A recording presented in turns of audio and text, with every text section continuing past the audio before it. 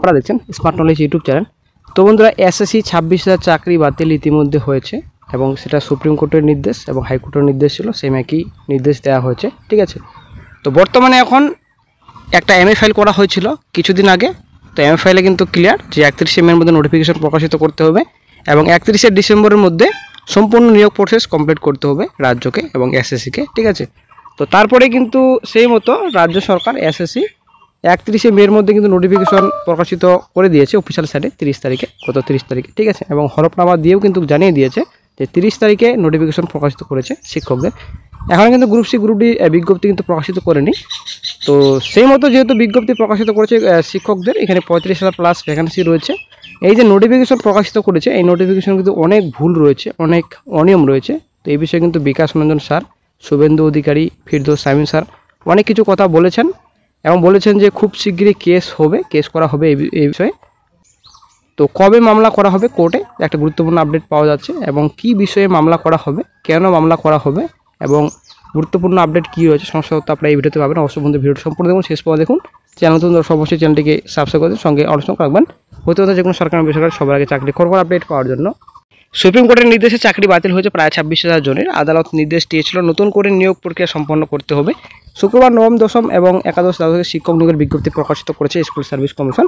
এবার এই নিয়ে মুখ খুললেন বিধানসভা বিরোধী দলনেতা শুভেন্দু অধিকারী। এসএসসির বিজ্ঞপ্তি নিয়ে রাজ্যের শাসক দলের তীব্র আক্রমণ করে বলেন তিনি, তার দাবি জেনে বুঝে বিজ্ঞপ্তি ভুল করা হয়েছে। এর আগে নতুন নিয়োগ বিধি নিয়ে আইনজীবী তথা প্রবীণ বাম নেতা বিকাশ রঞ্জন ভট্টাচার্য বলেছেন 2016 সালের নিয়মের বাইরে গেলেই পরীক্ষা নিলেই তা বাতিল হবে। এবার একই সুর শোনা গেল শুভেন্দুর গলায়। আইনজীবী তথা সিপিএম নেতা বিকাশ রঞ্জন ভট্টাচার্য বলেন 2016 সালের যে নিয়মে পরীক্ষা হয়েছিল তার বদল হলেই এবার পরীক্ষাও বাতিল হবে। যাই করুন না কেন 2014 এবং 2016 সালের নিয়ম যে ছিল সেই নিয়ম মেনে কিন্তু পরীক্ষা নিতে হবে, তার বাইরে যাওয়ার ক্ষমতা নেই এই রাজ্য সরকারের। সুপ্রিম কোর্টের রায়কে মান্যতা দিতে তারা বাধ্য, অন্য কিছু করলে আবার বিপদে পড়বে।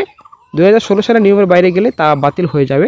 2016 সালে যে নিরিখে পরীক্ষা হয়েছিল সেই নিরিখেই পরীক্ষা নিতে হবে। দুর্নীতির জন্য 2016 সালের সম্পূর্ণ প্যানেল বাতিল করেছে সুপ্রিম কোর্ট এবং হাইকোর্ট। সেই চাকরির সুবিধা কেউ পেতে পারে না, এটা বোঝা উচিত। শাসক দল ও মুখ্যমন্ত্রী মমতা বন্দ্যোপাধ্যায়কে আক্রমণ করে শুভেন্দু বলেন গোটা বিজ্ঞপ্তিটাই ভুল এবং জেনে বুঝে ভুল করেছেন। সিদ্ধার্থ মজুমদারকে এসএসসি চেয়ারম্যান ঘরে ঢুকিয়ে এবং ব্রাত্য বসু শিক্ষামন্ত্রী, বিনোদ কুমার শিক্ষা সচিব ফ্রিজে ঢুকিয়ে নিজে এটা করেছেন। কোর্ট হবে এবং কোর্ট বেআইনি কাজে বাধা দেবে, তখন উনি বলবেন এই তো করতে গিয়েছিলাম, কোর্ট আটকে দিয়েছে। আর সুপ্রিম কোর্টে বলবেন কোর্ট হয়েছে আর একটু সময় দিন, যেভাবে হোক পার করতে হবে এপ্রিল মাসটা। তো বন্ধুরা, আশা করি আপনারা বুঝতে পারলেন, ক্লিয়ার কাট কথা কিন্তু সম্পূর্ণভাবে শুভেন্দু অধিকারী কিন্তু বলে দিয়েছেন। এই কথাটাই কিন্তু বিকাশ রঞ্জন স্যার কিন্তু বলেছেন যে যেভাবে হোক কয়েকটা মাস কিন্তু পার করতে হবে, সামনে যেহেতু ভোট এবং রাজ্য সরকার তো নিয়োগ তো করছেন, নিয়োগ কিন্তু করছেন না সেটা নিয়োগ করছেন, কিন্তু অনেকটা ব্যাপার এখানে রয়েছে, এক্সপিরিয়েন্সের ব্যাপার রয়েছে, নাকি এক্সপিরিয়েন্সে এখানে ছাড় দেওয়া হবে, তারপর এখানে আপনাদের অ্যাডভান্টেজ পাবে যারা চাকরিহারা রয়েছেন এর আগে। ঠিক আছে, এবং ইন্টারভিউতে নাম্বার রয়েছে, এখানে 3 ভাগ এখানে করেছে নাম্বারে। ঠিক আছে, মেয়েটা 3 ভাগ করেছে। আসলে বন্ধুরা এখানে চাকরিহারারা অনেকটা অ্যাডভান্টেজ পাবে।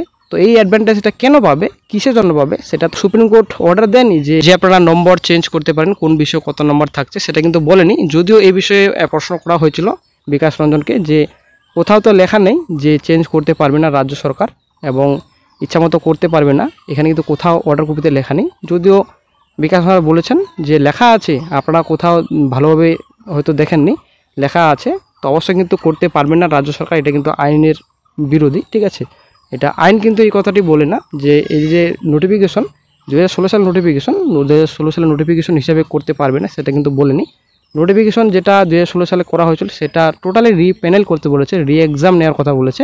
তো যেটা 2016 সালে যেটা রিক্রুটমেন্ট প্রসেসের যেটা রুলস রয়েছে, যেটা সিলেবাসের রুলস রয়েছে, যেটা আপনাদের নাম্বার যেটা রয়েছে, কোন বিষয়ে কত নাম্বার রয়েছে, আপনাদের মেরিট দিয়ে তৈরি হবে, কীভাবে তৈরি হবে, যেটা 2016 সালের রিক্রুটমেন্ট প্রসেস রয়েছে, রিক্রুটমেন্ট যেটা সিস্টেম রয়েছে, রুলস রয়েছে, সেই হিসাবে কিন্তু 2025-এও করতে হবে, সেটা কিন্তু ক্লিয়ার। ঠিক আছে, তো দেখা যাক কী গুরুত্বপূর্ণ আপডেট নেক্সটে পাওয়া যায়। যখনই গুরুত্বপূর্ণ আপডেট পাওয়া যাবে, তবে একটা জিনিস ক্লিয়ার যে এখন যেহেতু সামার ভ্যাকেশন চলছে, সামার ভ্যাকেশন পরেই কিন্তু কোর্টে যাচ্ছে বিকাশ রঞ্জন স্যার। এটা কিন্তু আসলে একটা বিশাল বড় ব্রেকিং আপডেট, আবারও কিন্তু কেস হতে যাচ্ছে নতুন বিজ্ঞপ্তিতে। তো গ্রুপ সি গ্রুপ ডি বিজ্ঞপ্তি কিন্তু আশা করা যায় বুধ বৃহস্পতিবারের মধ্যে কিন্তু প্রকাশিত হয়ে যাবে আশা করা যায়। ঠিক আছে, রাজ্য সরকার যেহেতু বলেছেন। যে মোটামুটি 3-4 দিনের মাথায় কিন্তু বিজ্ঞপ্তি প্রকাশিত করা হবে। এখানে এডুকেশন ডিপার্টমেন্ট ছাড়া আলাদা ডিপার্টমেন্টেও কিন্তু বিজ্ঞপ্তি প্রকাশিত করা হবে, কারণ যেহেতু কিছু ক্যান্ডিডেটস কিছু চাকরি হার আবেদন করতে পারবেন না, অযোগ্য যারা ক্যান্ডিডেটস রয়েছেন গ্রুপ সি গ্রুপ ডিতে, ঠিক আছে, অনেকে আবেদন করতে পারবেন না এবং এখানে টিচার্সও রয়েছে বৈধভাবে চাকরি পেয়েছেন এবং অ্যাপ্লিকেশন করতে পারবেন না এই যে 26,000 প্যানেলে এবং এডুকেশন ডিপার্টমেন্টে। আদার্স ডিপার্টমেন্টে তো করতে পারবেন, সেই বিষয়টি কিন্তু পরিষ্কার করে দিয়েছেন রাজ্য সরকার। তো অবশ্যই কিন্তু আদার্স ডিপার্টমেন্টও কিন্তু বিজ্ঞপ্তি প্রকাশিত করবে। তো সেটা কিন্তু চিন্তাভাবনা করে রাজ্য সরকার একটা নতুন করে একটা রিকমেন্ড নোটিফিকেশন তৈরি করেছেন, আদার্স ডিপার্টমেন্টও কিন্তু নিয়োগ করা হবে। তার জন্য একটু লেট হবে, সেটা কিন্তু ক্লিয়ার কাট ওদিন বলেছেন। আশা করা যায় বুধবার কিংবা বৃহস্পতিবারের মধ্যে কিন্তু নোটিফিকেশন প্রকাশিত করবে অফিসিয়াল সাইটে। তবে দেখা যাক কি গুরুত্বপূর্ণ আপডেট নেক্সটে পাওয়া যায়। তবে আসলে বন্ধুরা কোনো মতেই কিন্তু হয়তো কোনো কিছু হবে না নোটিফিকেশন যে প্রকাশিত করছে রাজ্য সরকার, কারণ ব্যাপারটা হচ্ছে এখানে যে নিয়োগ যে বিজ্ঞপ্তিটা প্রকাশিত করছে টোটাল কিন্তু ভুল, ঠিক আছে। যেহেতু অ্যাডভান্টেজের কথা বলা হয়েছে, এখানে কিন্তু কোটার কপিতে কোনো রকম অ্যাডভান্টেজের কথা বলা হয়নি যে কাউকে অ্যাডভান্টেজ দেওয়া হবে, ঠিক আছে। তবে যাই হোক, সামার ভ্যাকেশন চলছে বর্তমানে, কোর্ট ওপেন হলেই বিকাশ স্যার বলেছেন যে কোর্ট ওপেন হলেই আমরা কোর্টে দ্বারস্থ হচ্ছি এবং এই বিষয়ে আলোচনার মাধ্যমে পরবর্তীতে একটা কোর্টে মামলাটি উঠবে, তারপরে কিন্তু গুরুত্বপূর্ণ আপডেট পাওয়া যাবে। তবে এই যে বিজ্ঞপ্তি প্রকাশিত হয়েছে, আশা করা যায় যে এই বিজ্ঞপ্তিটি বাতিল হবে এবং নতুন করে পুনরায় 2016 সালে যেটা নিয়ম, সেই নিয়মে কিন্তু বিজ্ঞপ্তি করতে হবে রাজ্য সরকারকে, তবেই কিন্তু এই যে রুলস রয়েছে সেটা রুলস কার্যকর হবে।